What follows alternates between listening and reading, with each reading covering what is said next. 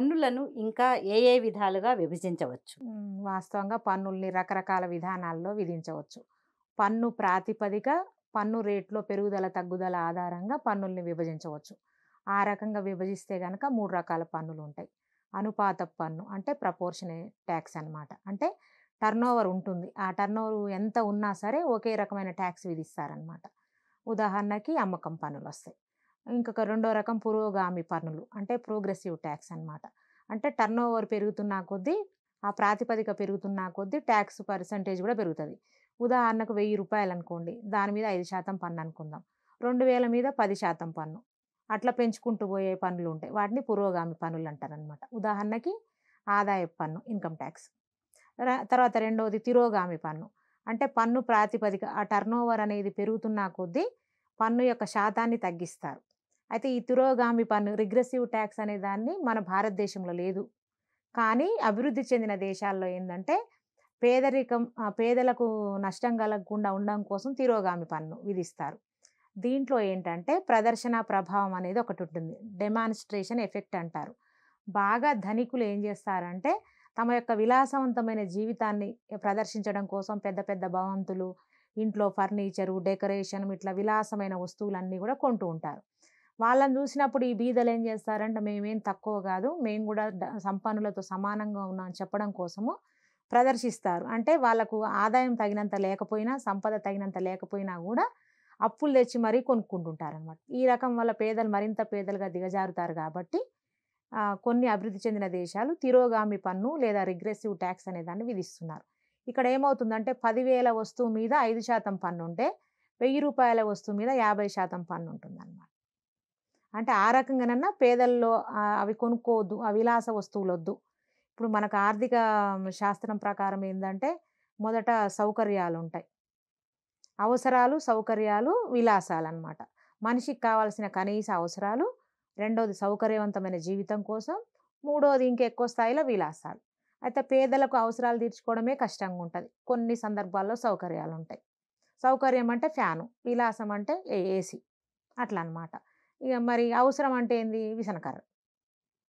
అంటే పేదలు ఎట్టి పరిస్థితుల్లో నష్టపోవద్దని ఆ రకంగా. ఇదొక రకం విధానం అనమాట. తర్వాత పన్ను విధించే విధానాన్ని బట్టి పన్నులు 2 రకాలుంటాయి. అందులో ఒకటి నిర్దిష్ట పన్ను, ఖచ్చిత పన్ను, నిశ్చిత పన్ను, స్పెసిఫిక్ టాక్స్ అంటారనమాట. మళ్ళీ దీంట్లో 2 రకాలుంటాయి. ఏంటంటే ఆ వస్తువుల సంఖ్యను బట్టి గాని, పరిమాణాన్ని బట్టి గాని చెప్తారనమాట.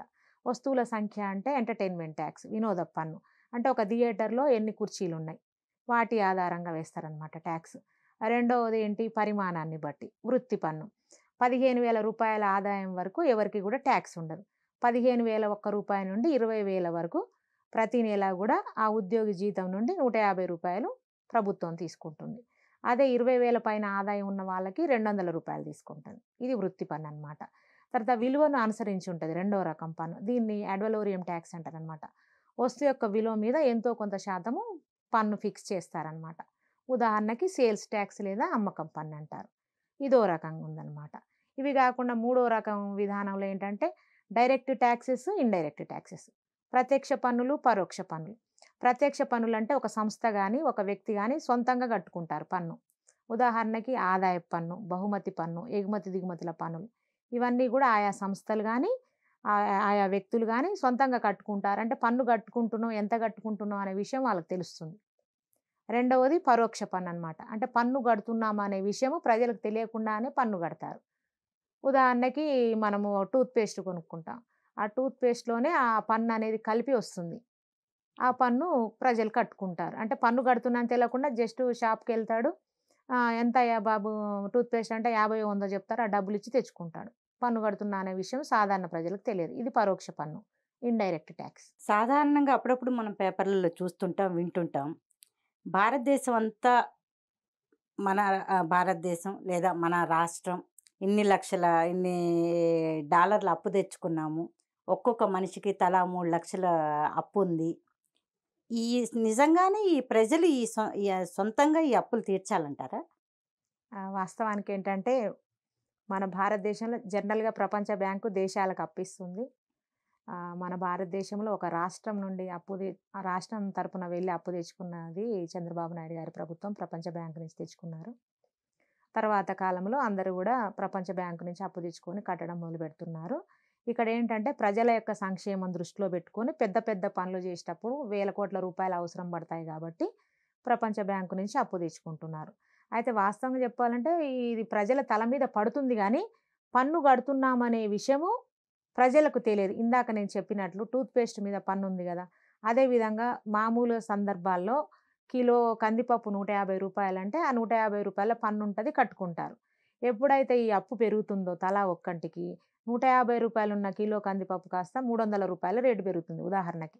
ఆ రూ. 300 అంటే ఆ పన్ను యొక్క స్థాయి పెరుగుతుందనమాట. హ్మ్. అంటే ప్రజలెవరు గూడా తమ జేబుల నుంచి ప్రత్యక్షంగా తీసి డబ్బులు ఇవ్వరు కానీ, పరోక్షంగా ఆ పన్నుల భారం అనేది ప్రజల మీద పడుతుందనమాట.